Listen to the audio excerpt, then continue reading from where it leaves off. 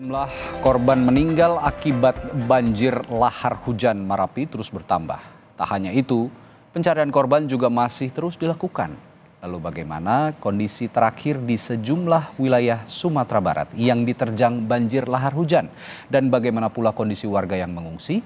Kita akan bahas bersama sejumlah narasumber yang hadir di studio. Ada Kepala Pusat Data Informasi dan Komunikasi Kebencanaan Badan Nasional Penanggulangan Bencana Abdul Muhari. Selamat pagi Pak Muhari. Selamat pagi Mas Randy. Melalui sambungan virtual juga ada Direktur Eksekutif Wahana Lingkungan Hidup Indonesia Walhi Sumatera Barat Wengki Purwanto dan pakar lingkungan hidup dari Universitas Andalas Profesor Isril Berdi. Selamat pagi Pak Isril, Pak Wengki. Selamat pagi Pak Wengki. Selamat pagi. Pagi Prof. Ya, pagi. Ya. Baik, saya ke Pak Muhari dulu. Pak Muhari, kondisi paling akhir sebenarnya laporan dari teman-teman di Sumatera Barat bagaimana Pak Muhari saat ini?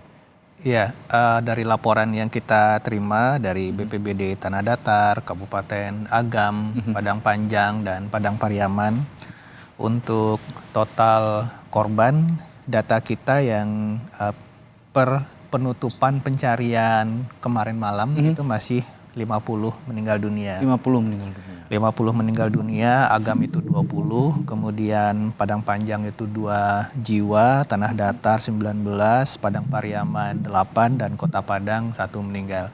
Barusan tadi kita mendengar Bupati Tanah Datar menyebutkan bahwa per pagi ini sudah ditemukan sehingga total korban di Tanah Datar saja itu menjadi 22. Ini memang masih berpotensi akan bertambah karena kita masih punya di Tanah Datar itu 19 jiwa korban hilang. Masih ada 19. Masih ada 19 dan ini masih rata-rata laporan dari warga yang berdomisili di sana. Kita juga harus pertimbangkan bahwa ini adalah akses jalan nasional, bisa saja ada korban yang kebetulan melintas pada saat bencana terjadi. Ini juga menjadi perhatian kita sehingga kita menghimbau bagi warga Sumatera Barat pada umumnya yang merasa tidak mendapat kabar dari anggota keluarga sejak kejadian ini segera melapor ke posko-posko terdekat. Untuk akses jalan sendiri itu masih putus sama sekali, Padang Bukit Tinggi, jadi satu-satunya akses darat yang bisa ditempuh itu lewat Maninjau ke Pariaman, sehingga BNPB saat ini mendeploy 1 unit heli, Mas Heli ya? 1 unit heli yang kita akan manfaatkan untuk operasi evakuasi bagi korban yang membutuhkan pertolongan segera. Dan juga untuk mendistribusi logistik di daerah-daerah yang mungkin saja pada saat ini itu belum bisa terbuka akses daratnya. Jadi kira-kira ini yang akan kita lakukan sehingga benar-benar kita mencoba mengoptimalkan apapun yang bisa, sumber daya yang bisa kita deploy ke Sumatera Barat untuk bisa menjamin warga terdampak ini logistik dasarnya terpenuhi. Sejauh ini kan korbannya sangat banyak begitu ya Pak Muhari, bahkan bertambah dan berpotensi untuk bertambah. Sebenarnya apa sih yang paling menyebabkan dampak destruktif dari kejadian banjir lahar hujan ini atau banjir bandang lah boleh dikatakan, kalau orang Sumatera Barat bilangnya galodo katanya ya. Apa yang paling menyebabkan begitu destruktifnya bencana ini? Ya, sekiranya mungkin kita bisa melihat bahan yang tadi saya sampaikan. Ini kalau kita melihat titik-titik daerah terdampak ini Mas Ri, semuanya itu ada di jalur lahar hujan Marapi. Oh baik. Nah, pertanyaan kita saat ini adalah apakah peta kawasan rawan bencana Marapi ini sudah dipahami oleh pemerintah daerah? Kalau itu sudah, apakah sudah diimplementasikan dalam upaya kesiapsiagaan? Karena pasca Marapi erupsi akhir tahun lalu kita juga tahu pas saat Marapi erupsi ini ada 21 pendaki yang kemudian juga menjadi korban meninggal dunia yang kemudian ternyata tidak mengetahui bahwa ada jarak radius 3 km yang tidak boleh dilalui. 3 km ya? Tidak boleh dilalui. Tidak boleh dilalui. Jangankan sampai ke puncak. 3 km dari puncak saya itu tidak boleh dilalui. Nah, kemudian ketika itu dilanggar, maka pasti ketika kita tidak tahu Merapi erupsi, akan sangat sulit untuk menyelamatkan diri pada saat kondisi sudah di puncak. Hal yang sama saat ini, catatan BNPB dalam 2 bulan terakhir saja, Ya. ini sudah 3 kali 3 kali. lahar dingin ini. Oh, lahar dinginnya ya. Sehingga benar-benar kita harus melihat peta kawasan rawan bencana itu sangat banyak saat ini yang kemudian ada pemukiman masyarakat. Ini yang menjadi poin evaluasi kami BNPB nantinya dengan pimpinan daerah. Mas Oke. Ya, saya ke Pak Wengki. Pak Wengki, Ya. kalau di Sumatera Barat sendiri komunikasinya dengan pemerintah daerah di sana selama ini bagaimana? Karena memang intensitasnya kan cukup tinggi ya untuk Betul. terjadi banjir lahar hujan Marapi ini. Kemarin saya juga berbincang dengan pakar mitigasi bencana geologi Pak Surono, itu mengatakan waspada ini sebenarnya sudah status waspada ini sudah diingatkan terus-menerus oleh ahli, oleh eksternal dari pemerintah. Tapi apakah koordinasi dengan pemerintah selama ini lancar, Pak Wengki? Ya, kami di Walhi sendiri melihatnya bencana di Sumatera Barat ini ada 2 kategori begitu Mas. Satu memang ini murni bencana alam, yang kedua ini bencana ekologis begitu. Nah, bencana ekologis ini dalam arti bahwa memang ada krisis ekologis yang telah terakumulasi dari tahun ke tahun. Ya. Nah, 2 kategori bencana ini mesti kita lihat dan cermati dalam konteks kesiapsiagaan ataupun penanggulangan bencana. Nah, terkait pertanyaan tadi memang menurut kami di Walhi ini memang kita masih gagap di Sumatera Barat dalam urusan penyelenggaraan kebencanaan gitu. Ya. Nah, selama ini energi kita di Sumatera Barat untuk urusan penanggulangan bencana lebih diutamakan pada menghadapi ancaman bencana gempa dan tsunami. Tapi untuk bencana alam lainnya seperti Merapi, termasuk bencana ekologis, ini seperti tidak terperhatikan dengan baik oleh pemerintah dan stakeholder terkait lainnya. Nah, seperti yang disinggung oleh BNPB tadi, bahkan BMKG sebenarnya ini kan sudah sering mengingatkan sejak awal. Ya. Ada peringatan dini dan analisisnya potensi bencana akan terjadi di sejumlah daerah di Sumatera Barat. Dan alam sebenarnya kan ini juga sudah kasih peringatan sejak awal gitu ya, mulai dari banjir lahar yang skala kecil, sedang, dan akhirnya saat ini kemudian membesar. Nah, memang kita tidak siap dan tidak siaga dalam menghadapi kemungkinan bencana lahar di Salingka Marapi ini. Nah, tentu saya sepakat tadi bahwa memang setelah masa tanggap darurat ini perlu kiranya kita bersama di Sumatera Barat melakukan evaluasi secara menyeluruh tentang sistem penanggulangan bencana di Sumatera Barat. Nah, yang kedua memang khusus untuk daerah Silayang itu, ini semestinya tidak terjadi korban jiwa gitu. Ini murni bencana ekologis karena memang sejak tahun 2022 analisis bencana ini sudah banyak para pakar dan para pihak termasuk Walhi mengingatkan pemerintah begitu. Di situ bahkan tahun 2023 itu sudah ada rekomendasi sebenarnya secara resmi agar bangunan-bangunan dan kegiatan-kegiatan di situ dihentikan dan segera dibongkar.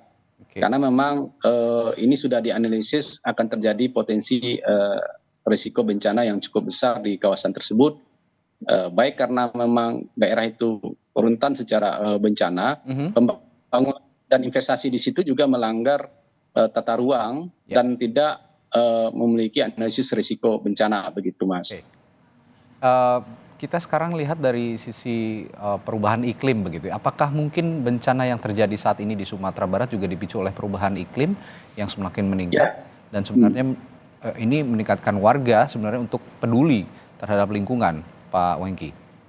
Ya benar. Nah ini yang perlu kita pahami bersama. Maka tadi kami menyebut bahwa ini tidak hanya bencana alam ya, tapi bencana ekologis gitu. Nah untuk itu perlu memang kita memahami bersama ancaman bencana itu akan semakin meningkat karena perubahan iklim, alih fungsi lahan dan kerusakan lingkungan, termasuk pembangunan atau investasi yang mengabaikan kajian lingkungan hidup strategis dan aspek risiko bencana. termasuk ini juga menurunnya kualitas daerah aliran sungai kita gitu. Oke, baik. Saya ke eh, pakar lingkungan hidup ini, Profesor Isril. Prof, saya kemarin berbincang dengan Pak Surono ya dari sebagai pakar mitigasi bencana geologi. Beliau memberikan analogi yang cukup menarik begitu. Ketika ada normalisasi sungai, istilah normalisasi sungai, tapi yang tidak normal sendiri sebenarnya bukan sungainya, katanya begitu, tapi manusianya. Nah, perubahan perilaku manusia terhadap lingkungan hidup ini yang harus diperhatikan. Sejauh ini apakah analogi itu tepat disandingkan dengan bencana yang terjadi di Sumatera Barat? Iya, Mas Radi. Ya. Saya kira Pak Surono terlalu ekstrim mengeluarkan pendapat itu. Saya ikuti juga di TV. Oke. Namun Pak Mas Radi ya, kita harus ingat ya, Sumatera Barat itu memang sangat fenomenal. Daerahnya. Mungkin tidak banyak yang tahu bahwa kita di Sumatera Barat iklim itu tidak ada musim kemarau, musim panas, tidak jelas ya. Pak Wengki ya, tidak jelas perbedaannya. Di waktu panas ada hujan, di waktu hujan ada panas. Jadi dengan demikian ketegasan musim di Sumatera Barat itu tidak bisa diperhatikan. Sehingga masyarakat juga begitu. Dia di musim kemarau ya tetap juga ada kegiatan, di musim hujan tetap juga ada kegiatan, karena tidak ada perbedaan antara musim hujan dan musim kemarau. Ya, jadi lain dengan Pulau Jawa, Mas Radi. Pulau Jawa tegas sekali, musim kemarau ya panas ya, sekarang panas tuh. Kemudian kalau musim hujan ya hujan. Kalau Sumatera Barat enggak. Dan satu hal lagi yang harus kita pahami tentang Sumatera Barat. Jadi jangan disalahkan ya, jangan disalahkan Sumatera Barat, jangan disalahkan orang-orang Sumatera Barat. Sumatera Barat menghadap ke pantai barat ya, menghadap laut ya. Kemudian di punggung di belakangnya timur itu Bukit Barisan yang menjajar tinggi. Nah, dia dilalui oleh Katulistiwa. Ini anehnya, fenomenal sekali Sumatera Barat ini. Jadi kita tidak bisa menduga, kalau Pak Engki katakan tadi kita konsentrasi terhadap gempa, tapi sebenarnya di Sumatera Barat tidak gempa itu saja, kita sudah merupakan etalase bencana alam. Ya, gempa tektonik ada, gempa vulkanik ada, banjir, longsor, patah semangka juga lewat Sumatera Barat. Kemudian banyak gunung berapi. Sumatera Barat banyak sekali gunung berapi dan dibelah oleh Bukit Barisan. Di Bukit Barisan itu banyak hulu-hulu sungai yang mengalir ke pantai barat dan mengalir ke Riau dan mengalir ke Jambi.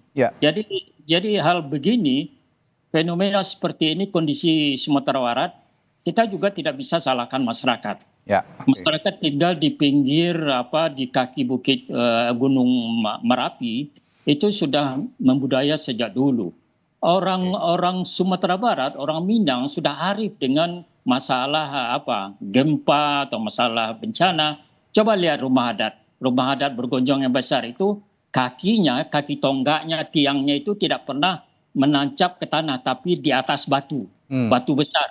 Ya Mas Engki ya, di atas batu besar. Itu apa artinya? Ketika ada getaran, amplitudo, goyang bumi, rumah adat itu tidak roboh. Jadi sebenarnya masyarakat Minangkabau bahwa etnologisnya, etnosainsnya sudah sangat luar biasa saya lihat. Cuma kondisi Sumatera Barat itu seperti itu. Jadi kemarin itu itu ekstrim. Dan banjir bandang kemarin atau gelodo kemarin itu syukur malam hari ya, masih dikatakan syukur juga, mohon maaf ya. Malam hari. Kalau siang hari, betapa anak-anak sedang menemani di Lembah Hanai, ratusan ya mungkin ribuan itu anak-anak. Banyak permandian anak-anak di sana, playground children di Lembah Hanai itu. Nah, kalau gelodo datang, siapa yang bertanggung jawab? Sementara papanya, mamanya selfie-selfian, duduk di warung minum kopi, anak-anak sedang menemani, syukur kita masih dilindungi. Jadi tidak bisa kita salahkan siapa-siapa dan juga tidak bisa disalahkan alam, Mas Radi. Demikian. Alam tidak bisa disalahkan. Iya. Dan masyarakatnya juga tidak bisa disalahkan. Tidak disalahkan. Ini karena ada faktor ekstrim cuaca yang sangat ekstrim gitu ya, iklim yang sangat ekstrim di Sumatera Barat yang sudah dijelaskan oleh Profesor Isril tadi. Nah, kalau begitu saya tanya ke Pak Muhari, dengan kontur atau penjelasan dari Pak Isril tadi, di samping memang ada fenomena perubahan iklim lah boleh dikatakan tidak hanya di Sumatera Barat, mungkin di seluruh Indonesia, bahkan di dunia mungkin kalau kita ngomong berbicara perubahan iklim. Tapi kalau menurut penjelasan Pak Isril, cuaca di Sumatera Barat, iklim di Sumatera Barat itu begitu ekstrim. Nah, saya akan bertanya dalam konteks mitigasi bencana. Kalau begitu, bagaimana yang tepat untuk menanggulangi daerah-daerah dengan wilayah yang ekstrim, yang cuacanya ekstrim, iklimnya ekstrim, seperti di Sumatera Barat menurut penjelasan Pak Isril tadi? Bagaimana Pak Muhari? Iya, ketika kita melakukan evaluasi pasca bencana, satu poin yang paling penting untuk kita pegang bersama adalah kita tidak mencari siapa yang salah, tapi betul. apa yang salah. Sepakat. Sehingga ketika kita tahu apa yang salah, kita bisa membuat cara upaya supaya bencana serupa tidak terjadi di masa depan. Ya. Kemudian, saya setuju tadi ketika kita harus melihat ini ada dua jenis bencana sebenarnya. Ada yang lahar hujan Marapi, Galudu, yang kemudian itu yang benar-benar kita mau sampaikan kepada pemerintah daerah bahwa pemukiman-pemukiman yang memang masuk jalur lahar hujan itu, mari sama-sama kita berbicara dengan masyarakat. Kalau mereka berkenan kita relokasi, kalau tidak kita cari caranya apakah kita bangun sabodam seperti di Merapi, lahar-lahar itu kita hambat dengan sabodam sehingga kemungkinan bencana serupa ini bisa kita kurangi. Yang kedua, ini ada yang menarik di halaman pertama harian Kompas hari ini, Mas Hendy, bahwa ini tadi yang disampaikan oleh rekan Walhi dan Pak Prof bahwa BNPB menganalisa tahun 2013 di daerah Lembah Anai ini belum ada yang namanya pemandian itu. Kemudian mulai 2014, 2015 sampai 2024 itu menjamur sekali. Banyak sekali pemandian. Hal yang paling penting untuk kita pahami adalah ketika sungai ini dibatasi ruangnya, jadi ada yang namanya floodplain. Jadi ketika sungai yang seharusnya mungkin aliran airnya pada saat tertentu yang kita lihat biasa itu cuma sedikit. Tapi pada kondisi-kondisi ekstrim, dia membutuhkan ruang untuk meluber. Nah, ketika ruangan luber ini diisi oleh pohon, diisi vegetasi, maka arusnya akan tertahan.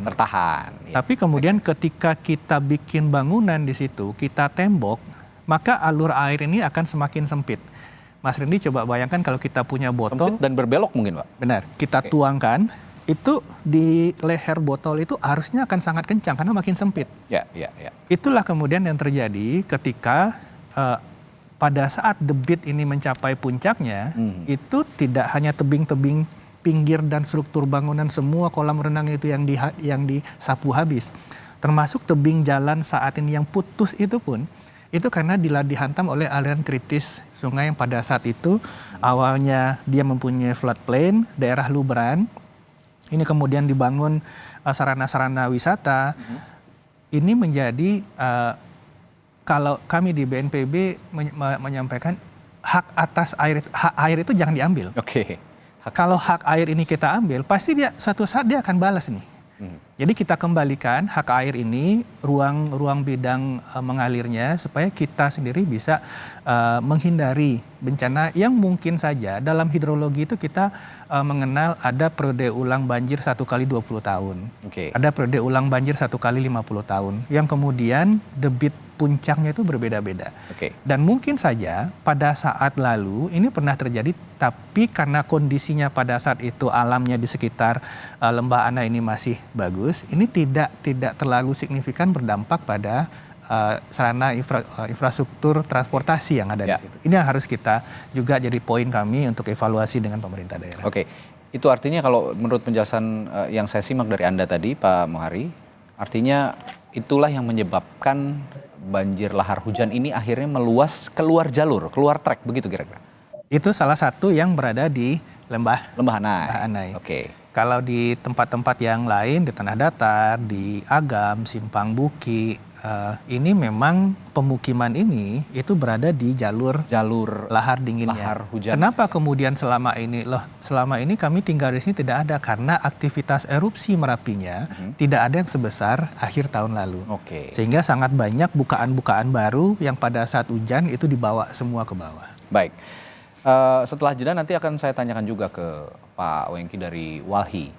Bagaimana Anda atau Walhi di Sumatera Barat melihat peran pemerintah ini dalam melindungi dan melestarikan fungsi lingkungan? Apakah sudah cukup tanggap dalam penanggulangan bencana juga termasuk yang terjadi saat ini?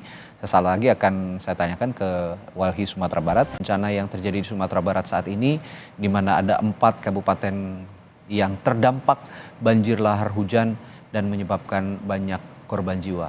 BNPB mencatat hingga tadi malam ya Pak Am ya, ada 50 korban jiwa yang meninggal, dan ini kita tentu sangat prihatin dan sebisa mungkin ke depannya bisa dicegah agar korban jiwa tidak terjadi lagi meskipun ada bencana alam yang terjadi. Tadi saya sempat bertanya ke Pak Wengki dari Walhi di Sumatera Barat, bagaimana Anda melihat peran pemerintah dalam melindungi dan melestarikan fungsi lingkungan dalam hal ini konteks kebencanaan yang saat ini terjadi di Sumatera Barat? Apakah juga sudah cukup tanggap dalam penanggulangan bencananya sejauh ini? Ya, kami melihat bahwa di Sumatera Barat urusan lingkungan ini masih terpinggirkan oleh pemerintah kita gitu. Oke. Yang kedua memang kita masih seperti yang saya sebutkan tadi masih gagap dalam urusan penanggulangan kebencanaan. Yang ketiga ini soal penataan ruang, ini juga belum berbasis pada kajian lingkungan hidup strategis dan analisis risiko bencana.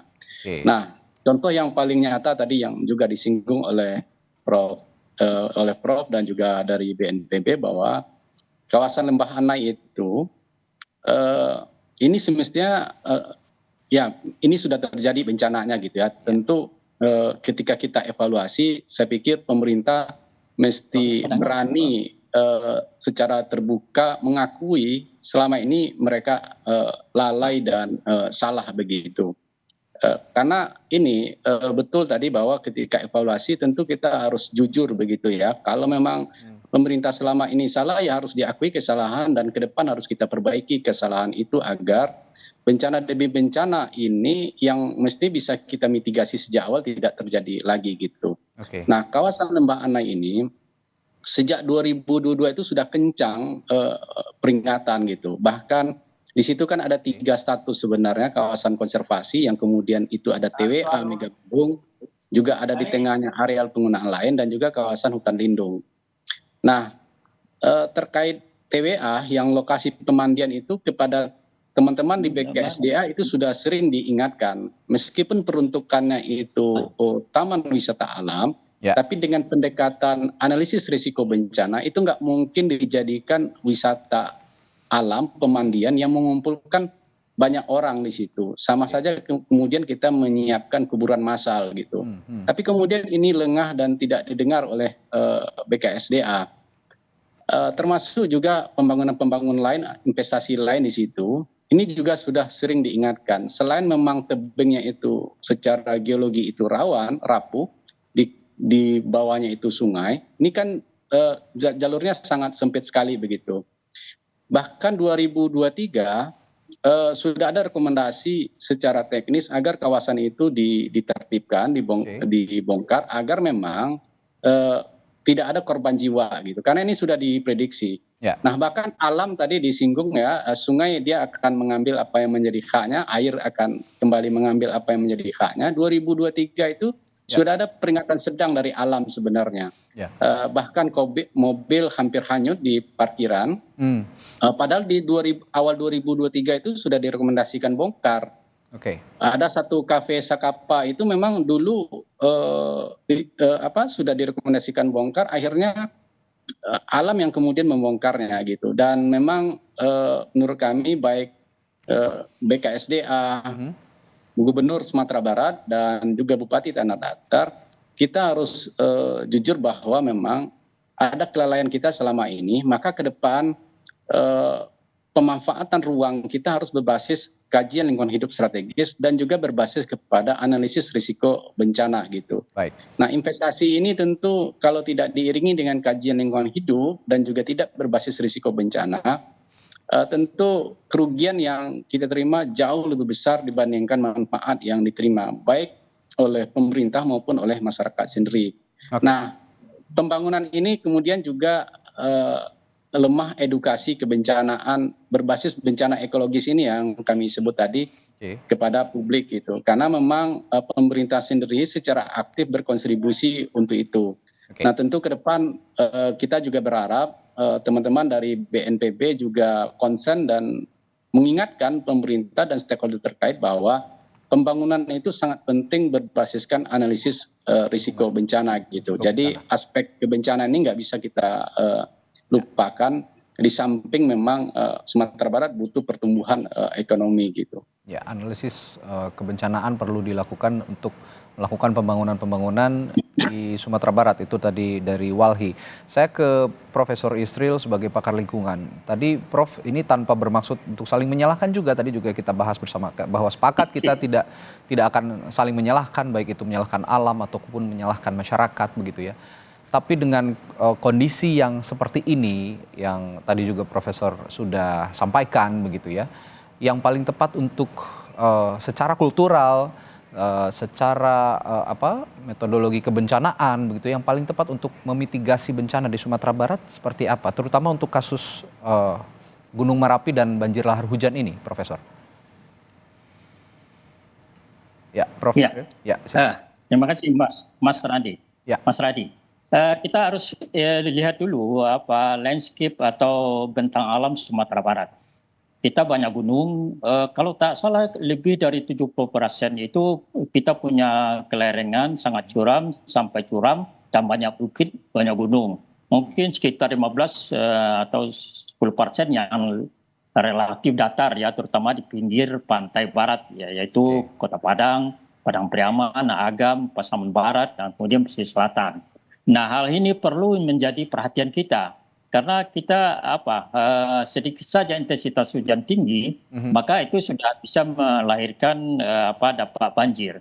Jadi oleh karena itu ke depannya syukur sekarang pemerintah Sumatera Barat juga daerah lain sedang menyusun RPJP dan RPJM 20 tahunan. Jadi kita sarankan untuk program pembangunan di Sumatera Barat harus berbasis DAS, harus berbasis bencana lingkungan. Nah, dengan demikian saya kira untuk kedepannya kita bisa memitigasi, memperkecil risiko bencana yang terjadi di Sumatera Barat. Nah, menyinggung dengan apa di Lembahanai tadi, saya perlu juga berikan klarifikasi. Lembahanai itu sebenarnya kan cagar alam, ya, cagar alam kemudian juga ada hutan lindung di sebelah sananya.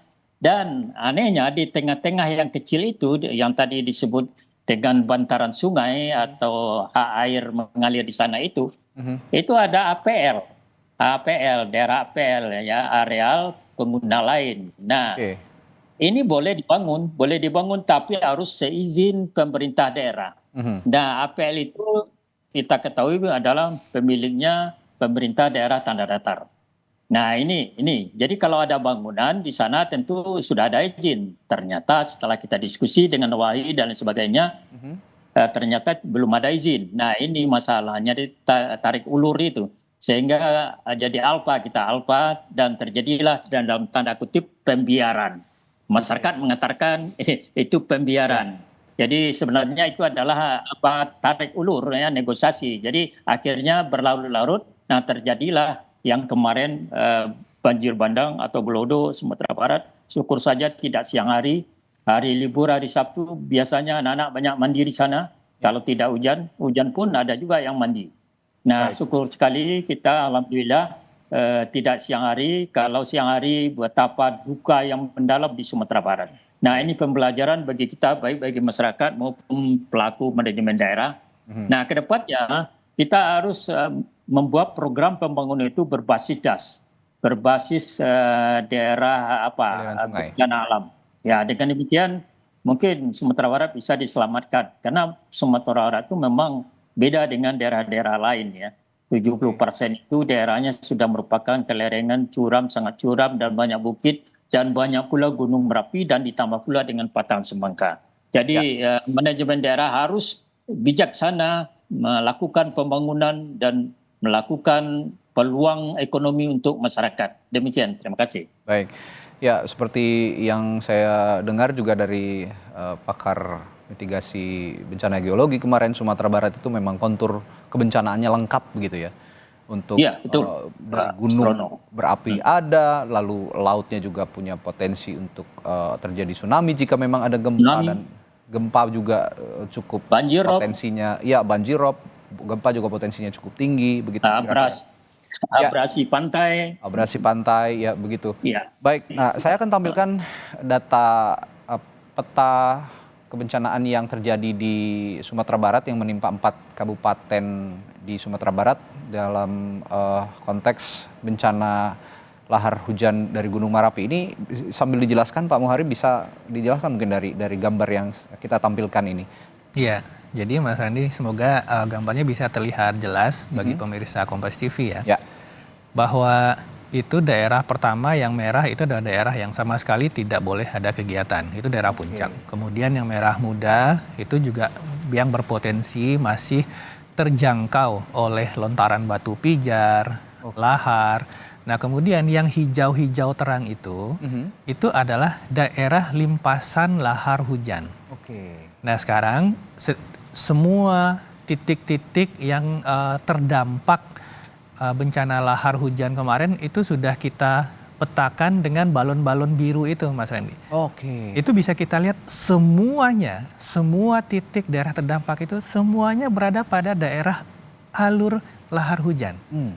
Ini yang tadi di awal sekali saya menyampaikan bahwa apakah pemerintah daerah aware dengan ini, apakah tahu dengan peta kawasan rawan bencana yang diterbitkan oleh Badan Geologi ini. Kalau mengerti atau kalau tahu sampai seberapa jauh implementasinya. Memang pasti akan ada kendala karena sudah ada pemukiman di situ. Ini yang kemudian akan menjadi salah satu poin penting untuk diskusi kita. Kepala BNPB sedang di lokasi bahwa kalau kondisinya seperti ini Mas Andi, kita tidak akan bisa menghindari masyarakat untuk kalau terjadi lagi bencana serupa. Dan itu pasti akan terjadi. Hujan akan masih terus terjadi. Kata Prof tadi bahwa Sumatera Barat ini nggak ada musim hujan, nggak ada musim panas. Sepanjang tahun itu akan hujan. Maka potensi akan terulang lagi lahar hujan ini sangat-sangat tinggi. Sehingga kita akan berpikir, kita akan lihat kembali untuk daerah-daerah yang saat ini sangat terdampak. Ketika kita melakukan rehabilitasi rekonstruksi, tentu saja kita tidak berpikir untuk membangun ulang kawasan pemukiman di tempat yang sama. Poinnya di situ sehingga kita bisa memastikan nanti di masa depan bahwa masyarakat yang saat ini ada di situ bisa terhindar dari bencana serupa. Ya, ini kami tegaskan lagi bahwa peta kebencanaan yang barusan kami tampilkan ini sudah disampaikan kepada pemerintah ya di Sumatera Barat jauh-jauh hari sebelum bencana ini terjadi, karena ya memang bencananya intensitasnya cukup tinggi. Karena tadi dijelaskan oleh Profesor Isril juga iklim di Sumatera Barat agak anomali begitu ya. Kadang di musim panas juga hujan bisa turun begitu. Nah ini yang sama-sama juga harus kita sikapi bahwa peta kebencanaan ini bukan sesuatu yang tidak bisa diimplementasikan, harus diimplementasikan karena sudah dikaji sangat mendalam untuk menghindari potensi dampak destruktif yang disebabkan oleh bencana. Nah saya juga ingin menanyakan soal kondisi pengungsian Pak Muhari. Ini sebelum saya tutup perbincangan kita pagi hari ini. Untuk warga yang mengungsi, pendistribusian bantuan sejauh ini sudah terlancar atau sudah terdistribusikan dengan baik? Iya, tadi malam pukul 10.30 data kami menunjukkan ada 3.396 jiwa mengungsi. Itu di Kabupaten Agam ada 1.159 dan di Tanah Datar 2.039 jiwa.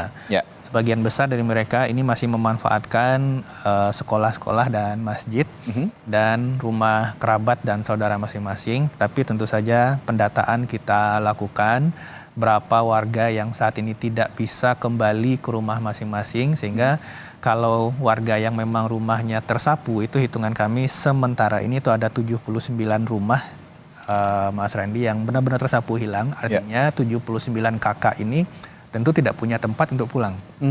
Artinya ini akan butuh waktu cukup lama mereka untuk tinggal di pengungsian. Nah, ini akan ada beberapa skema nantinya, apakah berupa skema dana tunggu hunian, jadi kita memberikan istilahnya mungkin dalam tanda kutip uang kontrak rumah gitu.